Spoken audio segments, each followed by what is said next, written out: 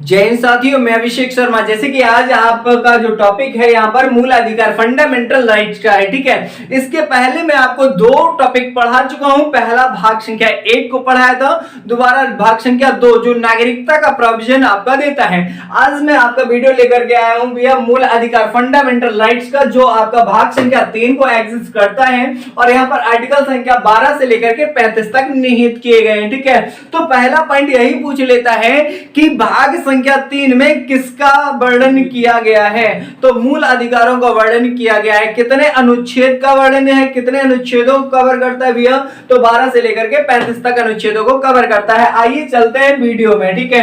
तो यहाँ पर वीडियो के अंत तक आप लोग बने रहिए और चैनल को लाइक शेयर सब्सक्राइब करना ना भूलें। सब्सक्राइब इसलिए करें क्योंकि आपको वीडियो की नोटिफिकेशन मिलती रहे समय पर, ठीक है। चलिए आइए समझने का प्रयास करें। देखिए आपका क्या है मूल अधिकार। आपको मैं बताना चाहता हूं कि मूल अधिकार क्या होते हैं। जैसे आज आप जो जिंदगी जी रहे हैं, आपके मूल अधिकार है, इसलिए जी पा रहे हैं अच्छे से। क्यों? क्योंकि आप जैसे कहीं बाहर घूमने जाते हैं तो ये भी एक आपका मूल अधिकार है, ठीक है। आप कुछ भी काम करते हैं, कोई भी व्यवसाय करते हैं, कुछ भी बोलते हैं, कोई भी झंडा फहराते हैं आप जाकर के, ठीक है। ये सब के सब आपके क्या है मूल अधिकार है, ठीक है। मूल अधिकार कब आपके छीन लिए जाते हैं? तो कुछ स्थितियों में छीन लिए जाते हैं, ठीक है। जैसे यहाँ पर लिखा है राष्ट्रीय आपातकाल की स्थिति में, या फिर और अन्य स्थितियां जो बनती हैं। जैसे मूल स्थिति मतलब जो मूल अधिकार है वो नॉर्मल कैसे छीन लिए जाते हैं। जैसे आप कोई क्राइम करते हैं तो आपको पुलिस अरेस्ट करके ले जाती है, इसके बाद में आपको जेल में बंद कर दिया जाता है। जेल में आपके कुछ मूल अधिकार का मतलब कुछ मूल अधिकार छीन लिए जाते हैं। जैसे आपको घूमने फिरने की आजादी नहीं होगी, वहीं जेल में घूमो, वहीं एक कमरे में, ठीक है, इतनी आजादी है। तो इस तरीके से कुछ आपके मूल अधिकार छीन लिए जाते हैं। तो आइए समझने का प्रयास करें टोटल ऑफ मूल अधिकार है क्या आपके, ठीक है।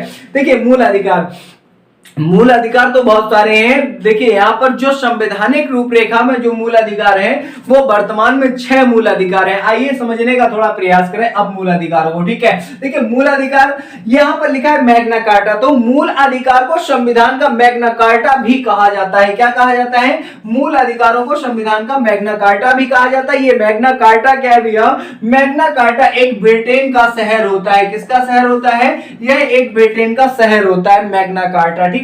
सेकेंड पॉइंट आपका लिखा हुआ है मूल अधिकार नैसर्गिक अधिकार भी कहे जाते हैं। इनको नैसर्गिक अधिकार क्यों कहा जाता है?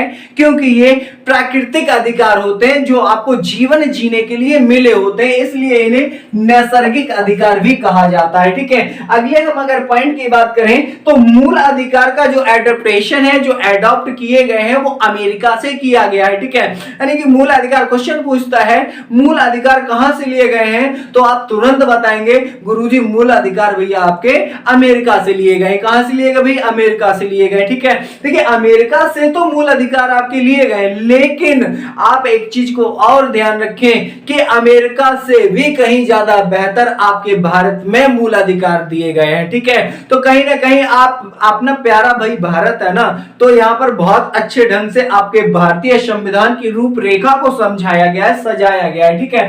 तो ये कहां से लिए गए? ये आपके अमेरिका से लिए गए, यूएसए से लिए गए आपके मूल अधिकार, ठीक है। आगे समझने का और प्रयास करें। देखिए अगर हम यही समझाने लग जाए कि अमेरिका से और क्या लिया गया, तो आप बस 1 मिनट में थोड़ा देख लीजिए। मूल अधिकार लिए गए आपके, प्रस्तावना ली गई है, प्रस्तावना की जो भावना यानी कि प्रस्तावना की जो देखिए लैंग्वेज ऑफ प्रेम्बल ये ऑस्ट्रेलिया कर देंगे, ठीक है। अगर यहां पर बात करेंगे जो प्रस्तावना के विचार हैं ये कहां से लिए गए, तो अमेरिका से। राष्ट्रपति का पद अमेरिका से, उपराष्ट्रपति का पद अमेरिका से लिए गया। यानी कि कई सारी चीजें ये सब की सब आपकी कहां से ली गई हैं? अमेरिका से ली गई हैं, ठीक है। आगे चलते हैं। जैसे यहां पर ये जो मूल अधिकार होते हैं ये किसी भी व्यक्ति के चहुमुखी विकास के लिए उत्तरदायी होते हैं, ठीक है। मूल अधिकार यानी कि व्यक्ति के चहुमुखी विकास के लिए उत्तरदायी। मतलब क्या है? चहुमुखी विकास का मतलब है कि पूरा ओवरऑल विकास उसका हो जाए, उसके लिए उत्तरदायी होते हैं। जैसे किसी भी व्यक्ति का भौतिक विकास होना, उसका बौद्धिक विकास होना। भौतिक विकास का मतलब है यानी कि उसका जो फिजिकल है कि भौतिक रूप से उसका जो विकास होता है, और बौद्धिक विकास का मतलब आप समझते होंगे बौद्धिक संपदा। जैसे आप यानी कि बात करते हैं दिमाग की, इंटेलेक्चुअल बॉडी की, ठीक है। तो यहाँ पर बौद्धिक संपदा मतलब बौद्धिक विकास होता है, उसका नैतिक विकास होता है और उसका आध्यात्मिक विकास होता है, ठीक है। है। इसलिए इसको कहा जाता है कि व्यक्ति के चहुमुखी विकास के लिए डैश उत्तरदायी होते हैं। तो क्या होते हैं भैया? मूल अधिकार उत्तरदायी होते हैं। अगले अगर हम पॉइंट की चर्चा करें कि राष्ट्रीय आपातकाल की सक्रियता के दौरान किन किन मूल अधिकारों को नहीं दिया जाता है, क्या भैया? सॉरी, हाँ, राष्ट्रीय आपातकाल की सक्रियता के दौरान कौन कौन से मूल अधिकार नहीं छीने जाते हैं, ये प्रश्न आपका बनता है। ठीक है, तो देखिए आपको वहां ऑप्शन पे डिपेंड करता है। ऑप्शन देगा भैया 18, 19, 20, 21। ठीक है, तो कौन सा मतलब अनुच्छेद आपका नहीं छीना जा सकता है या कौन सा मूल अधिकार नहीं छीना जा सकता है? तो यहां पर आप कहेंगे कि अगर ये आप कहें कि कोई भी स्थिति आ जाए, ठीक है, तो आपका अनुच्छेद संख्या 21 को कभी भी कोई छीन नहीं सकता। क्यों नहीं छीन सकता, आप समझने का प्रयास करें। क्योंकि अनुच्छेद 21 कहता है प्राण एवं दैहिक की स्वतंत्रता, कहेगी प्राण एवं दैहिक की स्वतंत्रता। तो आप प्राण, आपकी लाइफ, प्राण, ठीक है, दैहिक का मतलब देही, ये देह कहते हैं देह तोड़ देंगे। ठीक है, तो प्राण और दैहिक की स्वतंत्रता, ठीक है, यानी कि आपको अपनी बॉडी को मतलब प्रोटेक्ट, बचाने का अधिकार है। ठीक है, आपको जीवन जीने का अधिकार है, तो ये कभी भी कोई छीन नहीं सकता। तो ये अनुच्छेद 21 नहीं छीन सकता और 20 नहीं छीन सकता। जब अनुच्छेद 21 ऑप्शन में ना मिले तब 20 को टिक लगा के चले आना। ठीक है, अगर 20 ना मिले तो 19 को टिक लगा लेना। अगर 19 ना मिले तो क्वेश्चन है गलत होगा फिर। ठीक है, हाँ, तो ये आपके इस तरीके से करेंगे। सबसे ज्यादा प्रायोरिटी 21 को देंगे, फिर 20 को देंगे, इसके बाद में आप 19 को प्रायोरिटी देंगे। ठीक है, चलिए आइए आगे समझने का प्रयास करें। अगर बात करें कि मूल अधिकार का जो निलंबन होता है ये कौन कर सकता है, तो मूल अधिकार का निलंबन राष्ट्रपति महोदय के द्वारा किया जाता है। ठीक है, आगे अगर हम बात करें कि जो आपके मूल अधिकार होते हैं इनको निलंबित, ये निलंबित तो हो गया भी आपका, ठीक है, लेकिन मूल अधिकारों को प्रतिबंधित कौन कर सकता है, तो प्रतिबंधित संसद कर सकती है, यानी कि संसद इस पर प्रतिबंध लगा सकती है। ठीक है, अगले अगर हम प्रश्न की बात करें, यहां पर लिखा है आर्टिकल संख्या 19। देखिए पहले आपको यह समझना होगा कि अनुच्छेद संख्या 19 है क्या। तो अनुच्छेद 19 के 6 पार्ट दिए गए हैं और 19 क्या कहता है, आपको बोलने की आजादी है, बात करने की आजादी, एक्सप्रेशन की आजादी दी गई है। ठीक है, किसके तहत, 19 के तहत। देखिए 19 के 6 पार्ट है, आप दोनों समझने का प्रयास करें। अनुच्छेद 19, ठीक है, 19 का पहला पार्ट कहता है आपको बोलने का अधिकार है, आपको झंडा फहराने का अधिकार है, आपको आरटीआई का अधिकार है, आपको और अधिकार दिए गए जैसे कि प्रेस का अधिकार है। अरे भूल जाते ना भैया, आपको पुतला जलाने की आजादी है, काहे कि पुतला जलाने, पुतला फूंक दो, मोदी जी से गुस्सा, मोदी जी को फूंक दो, मोदी जी को ना फूंक दो, मोदी जी के बनाए गए पुतले को फूंक दो, नहीं तो वो तुम्हें फूंक देंगे। ठीक है, इसलिए आप अपने उसमें ही रहें, जो भी फूंकना है पुतला फूंकना है उनका। ठीक है, हाँ, तो ये 19 में ये तो पहला पार्ट कहता है। सेकेंड 19 का दूसरा पार्ट पता है क्या कहता है, आप सभा कर सकते हैं। आप तीसरा पार्ट क्या कहता है, आप संगठन बना सकते हैं। चौथा पार्ट क्या कहता है, चहुं ओर आप घूम सकते हैं। चहुं ओर घूमने का मतलब है सर्वत्र आबाद विचरण, भारत में कहीं भी आप घूमने जा सकते हैं, घूम सकते हैं। ठीक है, कुछ क्षेत्रों को छोड़ करके, वो मैं पूरा बताऊंगा जब आगे चलेंगे। ठीक है, आगे भी 4 हो गए, चहुं ओर घूमे। 5वें में क्या कर सकते हैं, कहीं पर भी आप निवास कर सकते हैं। ठीक है, 6ठे में आप क्या कर सकते हैं, व्यापार कर सकते हैं। ठीक है, तो इस प्रकार से ये आप 19 पढ़ते हैं, तो इसको स्थगित किया जा सकता है और स्थगन करता कौन है भैया, संसद कर सकती है। अगला भैया, और किन स्थितियों में किया जा सकता है, ये पॉइंट इंपॉर्टेंट है भैया। युद्ध एवं विदेशी आक्रमण की स्थितियों में सरकार इन पर प्रतिबंध लगा सकती है। आगे सुनने का प्रयास करें, लिखा है नोट करके, यही पूछा जाएगा, समझ लीजिए। सशस्त्र विद्रोह और आंतरिक आपातकाल, ठीक है, इनमें क्या हो सकता है, स्थगित किए जा सकते हैं, लेकिन निलंबित नहीं किए जा सकते। और इसका जो मतलब बहुत ज्यादा विस्तार से समझाया गया, ये अध्याय संख्या 16 में समझाया गया। ठीक है, तो इस तरीके से ये प्रश्न आपके संभावित एग्जाम में आने वाले प्रश्न हैं, इनको भैया आप लोग अच्छे ढंग से याद कर लीजिए। ठीक है, आगे हम चलते हैं, यहां पर लिखा हुआ है, देखिए, हाँ, मूल अधिकार का नहीं होते हैं, जैसे आपको खाना खाने का अधिकार है। अरे भैया ये लिखा नहीं है। ठीक है, तो कौन से मूल अधिकार नहीं होते हैं, समझने का प्रयास करें। हड़ताल का अधिकार, ठीक है, आप हड़ताल देखिए कर सकते हैं, लेकिन आप इस तरीके से ना करिए कि सरकार को कोई दिक्कत हो। ठीक है, चक्का जाम करने का अधिकार, ठीक है, अनिवार्य रोजगार के, हमें रोजगार दो, हमें आवास दो, हमें कॉलोनी चाहिए। ठीक है, तो ये आपके मूल अधिकार नहीं है। ठीक है, अगला भी प्रश्न क्या कहता है, अगला प्रश्न प्रश्न कहता है मूल अधिकार के हनन की स्थिति में आप कहां जा सकते हैं। अगर आपके मूल अधिकार कोई छीन ले, आपके मूल अधिकार जैसे आपको पूजा पाठ करने का अधिकार होता है, ठीक है, तो आपकी पूजा पाठ जैसे पंडित जी हैं पूजा पाठ कर सकते हैं, ठीक है, पंडित जी को चुटिया रखाने का अधिकार होता है। अब उनकी चुटिया ही कोई उखाड़ ले या फिर मौलाना है, मौलाना साहब की दाढ़ी नोच ले कोई, ठीक है, तो इस प्रकार से ये उनके मतलब संवैधानिक रूप से ये धार्मिक अधिकार है, ठीक है। अगर इनको कोई छीनता है तो आप कहां जा सकते हैं, तो डायरेक्ट आप सीधे कहां चले जाइए, सुप्रीम कोर्ट चले जाइए और हाई कोर्ट जा सकते हैं, ठीक है। तो दो जगह जा सकते हैं, सुप्रीम कोर्ट और हाई कोर्ट। अगर आप सुप्रीम कोर्ट जाएंगे तो अनुच्छेद संख्या किसको 32 को देख करके जाएंगे, और यहां पर अगर हाई कोर्ट जाएंगे तो 226 के तहत जाएंगे, ठीक है। तो ये आपको जरूर याद रखना है कि अगर आप मूल अधिकार के हनन की स्थिति में कहां जा सकते हैं, सुप्रीम कोर्ट किस अनुच्छेद के तहत 32 के तहत, और कहां जा सकते हैं हाई कोर्ट किसके तहत 226 के तहत हाई कोर्ट जा सकते हैं, ठीक है। आगे समझने का और प्रयास करें।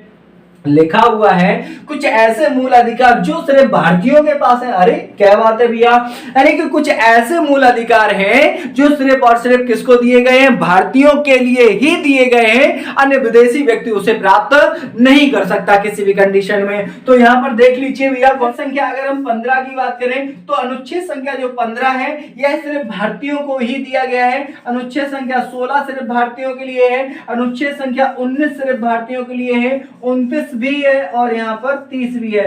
तो कुछ ऐसे मूल अधिकार जो सिर्फ भारतीयों को दिए गए हैं, 15, 16, 19, 29, 30। याद करिए 15, 16, 19, 29, 30। देखिए 15, 16 इधर है, 29, 30 इधर है, बीच में 19 घुसेड़ दिया है, ठीक है, इधर पे। तो यहाँ पर 15, 16, 19, 29, 30, ठीक है। इस तरीके से आपके कुछ ऐसे मूल अधिकार जो सिर्फ भारतीयों के पास है, ऐसे कितने हैं, तो ऐसे 5 मूल अधिकार हैं जो सिर्फ और सिर्फ भारतीयों को, विदेशियों को नहीं दिए जा सकते हैं। 15 में क्या है भैया, आपका धर्म, जाति, लिंग, भेदभाव, स्थान के आधार पर ये आपको समानता दी गई है। 16 में क्या, लोक नियोजन, नौकरियों में समानता।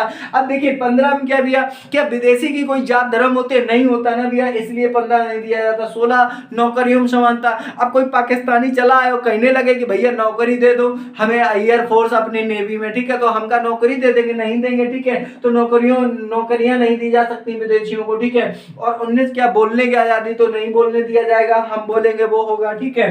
आगे 29 में क्या है भी आपका अल्पसंख्यक समुदाय को बढ़ावा दिया गया। 30 में भी यानी कि धार्मिक आधार पर शिक्षण संस्थान खोल सकते हैं। पाकिस्तान चला है भैया कि हमें धर्म के आधार पर शिक्षण संस्थान खोल लेने दो, और खोलेगा यहाँ पर आकर के वही एको 47 बनाना सिखाएगा। इसलिए यहाँ पर ये ऐसे मूल अधिकार है जो विदेशियों को नहीं दिए जा सकते, इसके अलावा विदेशियों को मूल अधिकार दिए जा सकते हैं, ठीक है। अगला भैया पॉइंट क्या कहता है, मूल अधिकारों को मूल अधिकार बनाने वाला अनुच्छेद कौन सा होता है, तो अनुच्छेद संख्या 32 होता है। और अनुच्छेद संख्या 32 मूल अधिकारों को मूल अधिकार बना देता है। मतलब क्या भैया, मूल अधिकार की अगर कोई छेड़छाड़ करे तो अनुच्छेद संख्या 32 में लिखा है संवैधानिक उपचारों का अधिकार, ठीक है। तो इसके तहत आप सुप्रीम कोर्ट डायरेक्ट जा सकते हैं 5 रिटें लेकर के, जैसे आपका अधिकार प्राक्षा होता है, बंदी प्रत्यक्षीकरण होता है आपका, ठीक है, प्रतिषेध होता है, उत्प्रेषण होता है, इस तरीके से 5 आपकी रिटें होती हैं, ठीक है। तो इतना आपने समझ लिया है।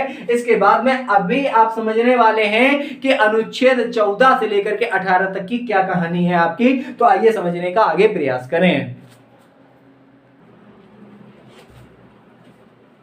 आइए समझने का इसमें आगे प्रयास करें। देखिए यहाँ पर क्या है कि कुछ ऐसे मतलब आपसे पूछ लिया जाता है कि मूल संविधान में मूल अधिकार कितने थे, ठीक है, या वर्तमान में प्रदत्त मूल अधिकारों की श्रेणियां कितनी है। तो मैं आपको जल्दी से बता देता हूं, आप समझने का प्रयास करें। देखिए आपको मैं बताऊं मूल संविधान में, यहाँ पर मैं बात कर रहा हूं मूल संविधान की, ठीक है, मूल संविधान की। तो मूल संविधान में समझने का प्रयास करें। मूल संविधान में आपके 7 मूल अधिकार थे, ठीक है, मूल संविधान में 7 मूल अधिकार थे। इससे पहले की थोड़ी आप कहानी यहाँ पर समझने का ये प्रयास करें कि ये 7 से पहले क्या था। देखिए मूल अधिकारों की सबसे पहले मांग, ठीक है, तो नेहरू समिति के तहत की गई थी, नेहरू समिति, ठीक है। तो मूल अधिकारों की सबसे पहले मांग किस समिति के तहत की गई, नेहरू समिति 1928 28 के तहत मूल अधिकारों की मांग की गई। इस समिति के तहत जब मूल अधिकारों की मांग की गई तब मूल अधिकार कितने थे? 19 मूल अधिकारों की मांग की गई। ठीक है, तो आप अंग्रेजों ने कहा कि यार 19 मूल अधिकार मांग रहे हैं, नहीं देंगे। ठीक है, तो मूल अधिकार दिए कितने गए? तो मूल अधिकार अंग्रेजों ने 10 दिए। जब मूल अधिकार दिया, मांगे 19, मिले 10। इसके बाद में जब भारतीयों ने भारतीय संविधान को गढ़ा तब मूल अधिकार गढ़े कितने? 7। यानी कि मूल अधिकार लिखे कितने गए? 7। भैया मांगे 19, मिले 10, हमने लिखे कितने? 7। लेकिन वर्तमान में मूल अधिकार कितने हैं? 6 हैं। ठीक है, तो इस तरीके से आपके ये मूल अधिकार, ये डाटा आपको याद करना पड़ेगा भैया। मूल अधिकार मांगे कितने गए? 19, मिले कितने? 10, लिखे कितने? 7, वर्तमान में कितने? 6। सबसे पहले किस समिति के तहत? नेहरू समिति। नेहरू समिति के तहत कब भैया? 1928 में। इस तरीके से डाटा आपको यह याद करना है मूल अधिकार के तरीके से। ठीक है, अब यहाँ पर आपको ये सारे के सारे मूल अधिकार जानने हैं, तो आइए प्रयास करें भैया कौन कौन से आपके मूल अधिकार यहाँ पर वर्तमान में प्रदत्त किए गए हैं। ठीक है, तो यहाँ पर आइए समझने का प्रयास करें मूल अधिकारों को। ठीक है, तो देखिए पहला मूल अधिकार क्या है भैया? समानता का अधिकार। किसका है? समानता का अधिकार दिया गया है। जो समानता का अधिकार दिया गया है यह अनुच्छेद संख्या 14 से लेकर के 18 तक वर्णित किया गया है। दूसरा जो मूल अधिकार है ये स्वतंत्रता का है। स्वतंत्रता का अधिकार। ठीक है, जो स्वतंत्रता का अधिकार दिया गया है आपका, यह अनुच्छेद संख्या 19 से 22 तक दिया गया है। इसके बाद जो तीसरा मूल अधिकार है यह आपका शोषण के विरुद्ध अधिकार दिया गया है। शोषण के विरुद्ध अधिकार ये आपका अनुच्छेद संख्या 23,24 में दिया गया है। आपका जो मूल अधिकार नंबर चौथा है ये धार्मिक स्वतंत्रता का अधिकार है। धार्मिक स्वतंत्रता का अधिकार। ठीक है, तो ये अगर अनुच्छेद की बात करें तो 25 से 28 तक वर्णित किया गया है। ठीक है, इसके बाद अगर हम पांचवें मूल अधिकार की बात करें तो ये आपका शिक्षा एवं संस्कृति का मूल अधिकार है। शिक्षा एवं संस्कृति का मूल अधिकार है। ये जो शिक्षा एवं संस्कृति का मूल अधिकार है ये 29 और 30 में दिया गया है। कौन कौन से अनुच्छेद? 29 और 30। ठीक है, एजुकेशन एंड कल्चर का जो आपका यानी कि आपका फंडामेंटल राइट्स है ये आपका अनुच्छेद 29-30 में दिया गया है। इसके बाद में जो छठवां मूल अधिकार है ये संपत्ति का मूल अधिकार। संपत्ति का अधिकार। ये जो संपत्ति का अधिकार है ये अनुच्छेद संख्या 31 में वर्णित किया गया था। इसके बाद में जो सातवां मूल अधिकार है भैया, मूल अधिकार आप पढ़ रहे हैं, मूल संविधान के मूल अधिकार पढ़ रहे हैं तो सात में 7 और लिखे जाएंगे। ठीक है, तो सातवां मूल अधिकार है संवैधानिक उपचारों का अधिकार।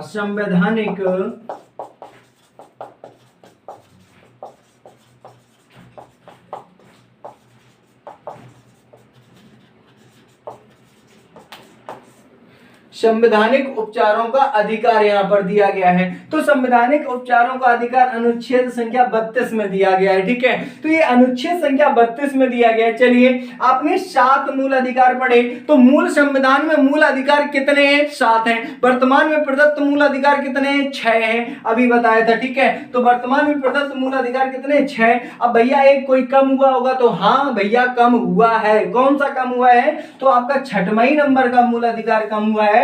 इसको क्या कहा जाता है? संपत्ति का अधिकार। आइए समझिए संपत्ति का अधिकार क्या कम हुआ है, क्यों कम हुआ है। देखिए संपत्ति का अधिकार क्या है, उस समय इंदिरा मैडम की सरकार थी लगभग 1978-76 में। ठीक है, तो उस समय इतने ज्यादा केसेस आ रहे थे मैडम के पास में। मैडम कौन? इंदिरा मैडम के पास। ठीक है, ये केसेस काहे के आ रहे थे कि संपत्ति से लेकर के, जैसे सरकार को रेलवे ट्रैक बिछाने हैं, क्या बिछाने? रेलवे ट्रैक बिछाने हैं, तो लोग क्या कहे? जमीनें नहीं देते थे। ठीक है, सरकार को अन्य कोई काम करना, लोग जमीन नहीं देते थे। तो इतने ज्यादा केसेस पहुंचने लगे सरकार के पास में, तो सरकार ने एक काम किया कि हम ये अगर जनता से मूल अधिकार छीन ले तो हमें अड़चने नहीं होंगी, और नहीं तो जनता भाई मूल अधिकार हनन हुआ सीधे सुप्रीम कोर्ट चला गया, हाई कोर्ट चला गया। ठीक है, अब नहीं जा पाता है। क्या मूल अधिकार जो संपत्ति का अधिकार है ये वर्तमान में कैसा अधिकार बना दिया गया है? इसको वर्तमान में कानूनी जामा पहनाया गया, कानूनी अधिकार बना दिया गया, कानूनी अधिकार है। ठीक है, तो जो संपत्ति का अधिकार है ये वर्तमान में कैसा अधिकार है? कानूनी अधिकार है। पहले इसकी व्याख्या कहाँ की गई थी? अनुच्छेद संख्या 31 में। वर्तमान में इसकी व्याख्या कहाँ की गई है? 300 के का में वर्तमान में इसकी व्याख्या की गई है। कहाँ की गई है? 300 के का में, अनुच्छेद 300 के का में इसकी व्याख्या की गई है। ठीक है, तो इस तरीके से यहाँ पर इसको क्या किया गया? समझाया गया है। ठीक है, और ये कब हुआ है? तो ये भी आपका, हाँ, ये पूछता है संपत्ति के अधिकार को वर्तमान में किस अधिकार की सूची में रखा गया? तो कानूनी अधिकार की सूची में रखा गया। अब इसकी व्याख्या किसमें की गई है? तो 300 के काम यहां से नोच करके वहां फेंक दिया गया कि चलो हटो, अब मूल अधिकार है, नहीं रहोगे तो महंगाई नहीं कर पाओगे, इसलिए कानूनी अधिकार हो गया है। ठीक है, अच्छा, किस संविधान संशोधन के तहत किया गया? तो 78वें संविधान संशोधन 1900 हाँ, तो ये कौन से संविधान संशोधन के तहत किया गया है? ये कानूनी अधिकार का जो जामा पहनाया गया है, हाँ, 1978 में किया गया। ये कब किया गया भैया? 1978 में किया गया। ठीक है, तो इस तरीके से यहाँ पर आपने, और ये संविधान संशोधन भी आपका 44वां संविधान संशोधन था 1978 का। ठीक है, इसके तहत ये कानूनी जामा इसको पहनाया गया। आगे थोड़ा और समझ लीजिए, तब सरकार किसकी थी भैया? आपकी, तो तब सरकार यानी कि मोरारजी देसाई साहब की बनी हुई थी। किसकी? मोरारजी देसाई। ठीक है, मोरारजी देसाई की। ठीक है, ये मोरारजी देसाई की सरकार बनी हुई थी। इससे मतलब पहले जो सरकार चल रही थी वो इंदिरा मैडम की सरकार चल रही थी। ठीक है, तो इस तरीके से ये आपके मूल अधिकार आपको बताए गए हैं कि किस किस प्रकार से आपके मूल अधिकार थे। ठीक है, अब जो हम चर्चा करेंगे वो पहले मूल अधिकार की चर्चा करेंगे, समानता का अधिकार, अनुच्छेद संख्या 14 से 18 तक। ठीक है, तो इसके बाद आप देखेंगे अनुच्छेद संख्या जो आपका 14 से 18 तक है। चलिए आगे पढ़ने का आप लोग प्रयास करें।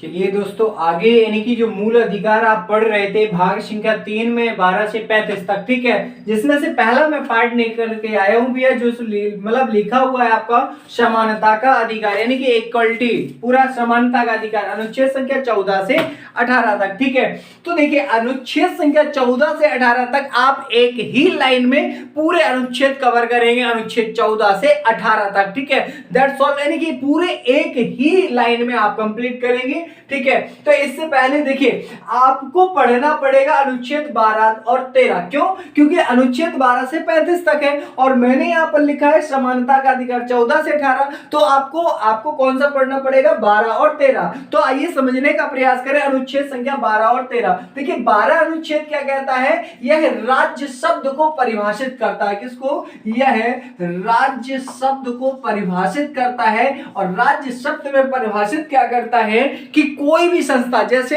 संसद है, जैसे आपकी राज्य विधानमंडल है, राज्य विधानसभा है, ये सारी चीजें, जैसे आपका यानी कि बिजली विभाग है, ओएनजीसी है, सेल है, गेल है, ये जितनी भी सारी संस्थाएं हैं ये एक राज्य के तहत समझाई जाती हैं। यानी कि राज्य शब्द को ये सब क्या करता है? परिभाषित करता है। जैसे मैंने अभी बताया आपको, ओएनजीसी हुआ आपका, ठीक है, एलआईसी हुआ आपका। ठीक है, ये जितनी भी संस्थाएं हैं ये सब राज्य के तहत ही समझाई जाती हैं। ठीक है, आगे समझने का और प्रयास करें अनुच्छेद संख्या 13 को। अनुच्छेद संख्या 13 क्या कहता है? ये अल्पीकरण के बारे में बताता है। किसके बारे में बताता है भैया? ये अल्पीकरण के बारे में बताता है। अनुच्छेद 13 अल्पीकरण। ये अल्पीकरण क्या होता है आपको समझना पड़ेगा। अल्पीकरण का भी सीधा सा मतलब होता है कि संविधान में सकारात्मक तथ्यों को जोड़ना और नकारात्मक तथ्यों को निकाल देना। ठीक है, संविधान में क्या करना? सकारात्मक तथ्य हैं उनको जोड़ देना, और संविधान में जो नकारात्मक तथ्य हैं इनको नोच करके बाहर फेंक देना। ठीक है, ये मतलब होता है किसका? अल्पीकरण का। जैसे मैं आपको समझाना चाहूं, जैसे ट्रिपल तलाक था, 3 तलाक था भैया। अगर तलाक समझने हैं तो आप अभी समझ लीजिए, तलाक 3 प्रकार के होते हैं। तलाक कौन कौन से होते हैं? एक तलाक हसन होता है, तलाक आहसन होता है, तलाक बिद्दत होता है। ठीक है, तो अभी इतना बवाल मचा हुआ था तलाक तलाक तलाक। ठीक है, ये क्या था? तलाक। ठीक है, तो तलाक इसमें 3 प्रकार में, तलाक की एक पद्धति जिसको तलाक बिद्दत कहा जाता है, इस पद्धति को खत्म कर दिया मोदी सरकार ने। ठीक है, तो तलाक बिद्दत पद्धति को खत्म किया गया। बाद में की तलाक की 2 पद्धतियां अभी भी बनी हुई हैं, तलाक हसन और आहसन। ठीक है, तो बिद्दत पद्धति खत्म करी गई है। इस पद्धति में था क्या भैया कि लोग सोशल मीडिया के माध्यम से तलाक दे रहे थे। फेसबुक में लिखा तलाक तलाक तलाक जाओ काम खत्म, ठीक है। व्हाट्सएप में लिखा तलाक तलाक तलाक जाओ काम खत्म। तो इस तरीके से जब तलाक देने लगे तो मतलब मोदी सरकार ने एक बिल लाई और इसको खत्म ही कर दिया, ठीक है। तो ट्रिपल तलाक की किस पद्धति को खत्म किया गया? तलाक बिद्दत पद्धति को खत्म किया गया, ठीक है।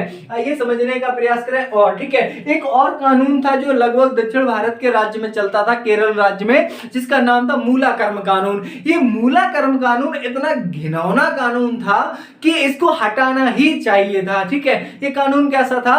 महिलाओं को वस्त्र पहनने के अधिकार नहीं थे। जो महिलाएं होती हैं उनको निर्वस्त्र रहना पड़ता था, वस्त्र नहीं पहन सकती थी। और हद तो तब हो जाती है जब महिलाएं, जैसे जिस महिला का बड़ा स्तन है उसको ज्यादा टैक्स पे करना पड़ता था और जिस महिला का छोटा स्तन है उसको कम टैक्स पे करना पड़ता था। तो ये कहीं ना कहीं एक भैया सामाजिक दृष्टि से इतना घिनौना कानून था जो भैया आपका खत्म कर दिया गया। तो संविधान में अल्पीकरण का क्या मतलब होता है? आर्टिकल 13 के तहत सकारात्मक तथ्य जोड़ना और नकारात्मक तथ्य निकाल देना, ठीक है। आइए समझने का प्रयास करें। अब समानता का अधिकार अनुच्छेद संख्या 14 से 18, एक लाइन में पूरे अनुच्छेद समझने का प्रयास करें। देखिए लाइन आपको याद रखनी है, विधि जाति सब एक समान, छुआ, ये आपका विधि जाति सब एक समान, छुआछूत उपाधि अंत। क्या भैया?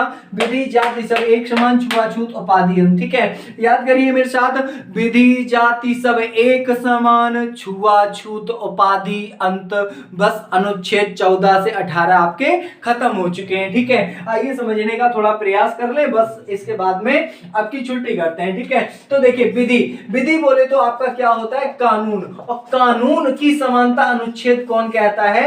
14 कहता है, ठीक है। कानून की समानता का क्या मतलब है? कि कानून सबके लिए क्या है? एक समान है।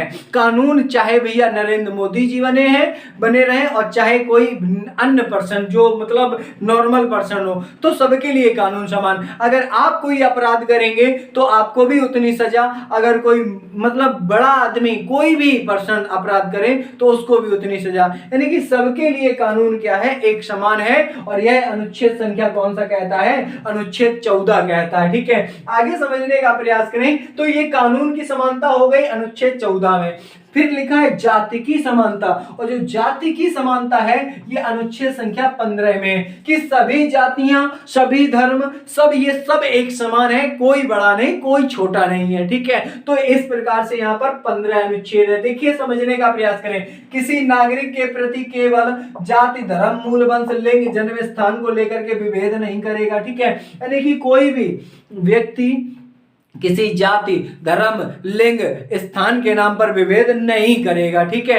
इनको छोड़कर विभेद कर भी सकता है, केवल लिखा है ना आपने, ठीक है। यानी कि यहाँ पर केवल, ठीक है, इनको छोड़ करके विभेद किया जा सकता है। अब समझने का प्रयास करें। जैसे जाति में आपको, जैसे कोई उच्च जाति का बंदा है, कोई निम्न कास्ट का है, ठीक है, तो इनमें दोनों में समानता रखी गई है और ये अनुच्छेद कौन कहता है? 15 कहता है, ठीक है। अब आगे बात करें, जैसे धर्म है, ठीक है, सभी धर्मों को एक समान माना गया है, ठीक है। आगे क्या लिखा? मूल वंश, ठीक है, सभी वंशों को एक समान माना गया है। लिंग, चाहे वो मेल हो, चाहे फीमेल हो, चाहे अन्य कोई जेंडर हो, ठीक है, सभी जेंडर को क्या माना गया? एक समान, ठीक है। लड़का बिटिया सब एक समान माने गए, ठीक है। और यहाँ जन्म स्थान को समानता, यानी कि चाहे आपका जन्म उत्तर प्रदेश के इटावा में हुआ हो और चाहे आपका जन्म बिहार में हुआ हो, सब एक समान। अब जैसे होता है ना, ये जब इटावा वाले लोग जाते हैं ना दिल्ली वगैरह, ठीक है, घूमने, तो इधर पे अगर बिहारी कोई मिल गया ट्रेन में तो कहते हैं बिहारी। अब बिहारी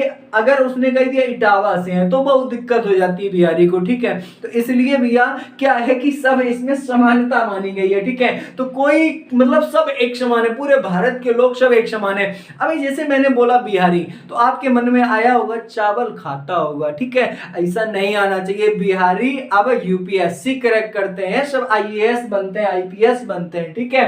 हाँ, तो यहां पर देखिए इन सब में चीजों में समानता है, जन्म स्थान में समानता है, मूल वंश, धर्म, जाति सब में समानता, ठीक है। लेकिन 3 अपवाद छूट गए। अपवाद का है जो बच्चे और महिलाएं होती हैं इनको विशेष व्यवस्था दी गई है। काहे भैया? बच्चों को निःशुल्क शिक्षा दी गई है, महिलाओं को आरक्षण दिया गया। जैसे आरक्षण का दिया गया, आपने कहा यहाँ पर कि सबको एक समान माना गया, मेल और फीमेल। अब जैसे मेल और फीमेल को एक समान माना गया है तो नौकरियों में सबको समान माना जाएगा, ठीक है। लेकिन आप कहेंगे कि भैया जैसे जो जैसे बिटिया होती है उसको भी बॉर्डर पे लगाया जाए, जो लड़का होता है उसको भी बॉर्डर पे, यानी कि फौजी को भी बॉर्डर पे, यानी कि सबको बॉर्डर पे लगाया जाए।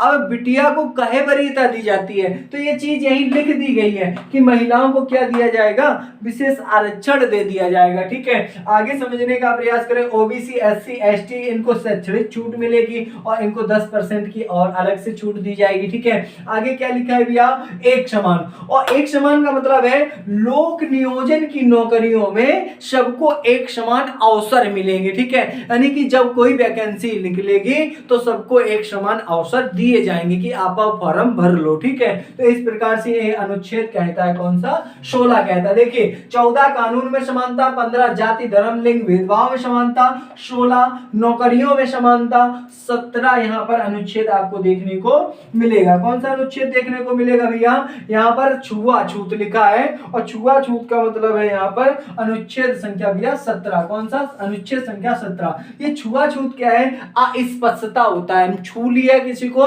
तो यही बात है, अस्पष्टता कहलाती है, अस्पष्टता अनटचेबिलिटी कहलाती है। ठीक है, तो छुआछूत का वर्तमान में अंत कर दिया गया। जैसे पहले भैया, पहले जमाने में क्या किया करते थे, नल कूप तालाब जो भी होते थे वहां पर अगर दूसरा निम्न कास्ट का कोई बंदा पानी भरने गया है तो उसको फिर नल धुलना पड़ेगा, बहुत ज्यादा ये सब प्रोपेगेंडा थे फर्जी के। ठीक है, तो ये सब एक समान माना गया है। ठीक है, यानी कि अस्पष्टता का वर्तमान में अंत कर दिया गया। अगर कोई वर्तमान में ऐसा काम करता है तो अनुच्छेद 17 के तहत सीधे सुप्रीम कोर्ट चले जाओ, अनुच्छेद 32 को लेकर के। ठीक है, सुनिए 1976 में इसमें क्या किया गया था और 1955 के अधिनियम में संशोधन किया गया। 1976 से सारी चीजें ये बंद कर दी गई। ठीक है, अगला क्या, उपाधियों का अंत। ठीक है, ये उपाधियों का अंत क्यों दिया गया, देखिए पहले जमाने में उपाधियां दी जाती थी, जैसे राय बहादुर की उपाधि, लौह पुरुष की उपाधि, महात्मा गांधी को पूरे देश के पिताजी बना दिया गया। ठीक है, ये सब उपाधियां दी जाती थी। आयरन लेडी की उपाधि इंदिरा मैडम को दी गई और उत्तर प्रदेश की आयरन लेडी भी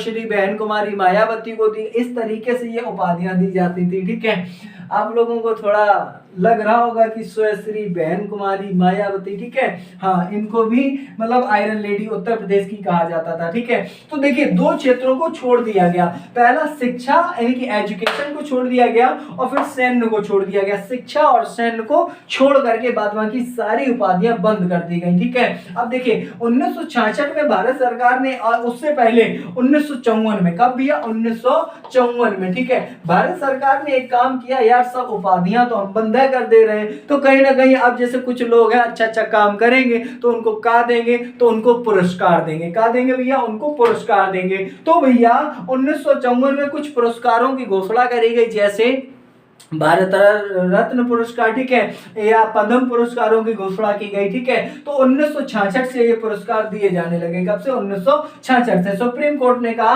कि भैया आप अच्छे काम करोगे तो पद्म पुरस्कार मिलेंगे। पद्म पुरस्कार 3 प्रकार के होते हैं, पद्म विभूषण होता है, पद्म भूषण होता है, पद्म श्री होता है। ठीक है, 1977 की में मोरारजी की मतलब मोरारजी देसाई की सरकार आती है और यह सरकार क्या काम करती है कि इन भैया पुरस्कारों पर बैन लगा देती, बंद कर देती, जाओ नहीं मिलेगा किसी को। ठीक है, तो बंद कर देती। लेकिन 1980 में जो सरकार बनती है इंदिरा मैडम की, ये इन पुरस्कारों को पुनः चालू कर देती हैं। ठीक है, तो इस प्रकार से आपने पढ़ लिया है आज समानता का अधिकार और कल आप पढ़ेंगे भैया अनुच्छेद संख्या 19 से 22 और अगले वीडियो में और पढ़ते रहेंगे आगे। ठीक है, तो इस प्रकार से समानता का अधिकार एक लाइन में खत्म। विधि जाति सब एक समान, छूत उपाधि विधि कानून की समानता 14 में, जाति की समानता 15 में, सब एक समान, सबको एक समान नौकरियों में अवसर 16 में, छुआछूत उपाधि छुआछूत का अंत भी है 17 में और उपाधियों का अंत भी है 18 में, दो क्षेत्र को छोड़ करके, शिक्षा और सैन्य को छोड़ करके। ठीक है, तो ये आपने एक बार में पूरा कंप्लीट कर लिया है, इस तरीके से आपको पढ़ना चाहिए था। हाँ, थोड़ा मैं ये समझा दूं आपको, यहाँ पर क्या है, विधि की समानता और विधियों का समान संरक्षण होता है, संरक्षण होता है। ठीक है, ये एबी डाइसी ने कहा था और ये यूके से लिया गया है और विधियों का समान संरक्षण ये अमेरिका से लिया गया है। यहाँ पर विधि के अलावा अगर मतलब कोई आपको दंडित करता है तो वो गलत है आपका। ठीक है, और यहाँ पर सभी समान है, चाहे कोई ऊंचा हो चाहे कोई बड़ा हो, सबके लिए कानून क्या है, एक समान है। और तीसरा पॉइंट है, संविधान व्यक्तिगत अधिकारों का स्रोत माना जाता है। ठीक है, सही बात है। और यहाँ पर विधियों का समान संरक्षण का क्या मतलब है, राष्ट्रपति और राज्यपाल की कुछ शक्तियां दी गई है, जैसे कोर्ट मतलब ये कोई भी अपने कार्यकाल के दौरान काम करते हैं तो कोर्ट में ये जवाबदेही नहीं होगा, ठीक है। और इनको दंडित कार्यवाही नहीं कर सकते हैं जब ये पद पर होते हैं, कोई इन्हें गिरफ्तार नहीं कर सकता है जब ये पद पर होते हैं, कोई इन पर मुकदमा नहीं चला सकता है, चाहे वो फौजदारी हो चाहे वो दीवानी हो। हाँ, अगर चलाना ही चाहते हो तो 2 मंथ के पहले उनको सूचित करिएगा, तब आप कोई एक मुकदमा उन पे चला सकते हैं, ठीक है। तो इस प्रकार से आपने पूरे अनुच्छेदों को पढ़ा है और वीडियो को आप लोग लाइक से सब्सक्राइब करें। और देखिए आगामी परीक्षाएं जैसे उत्तर प्रदेश पुलिस है, लेखपाल है या अन्य कोई एग्जाम है, वनडे एग्जाम, ठीक है, तो इसी प्रिपरेशन को भी आप लोग टू बी कंटिन्यू करेंगे। और अगर ये आपको पॉलिटी का सेशन अच्छा लग रहा है तो वीडियो को आप लोग शेयर जरूर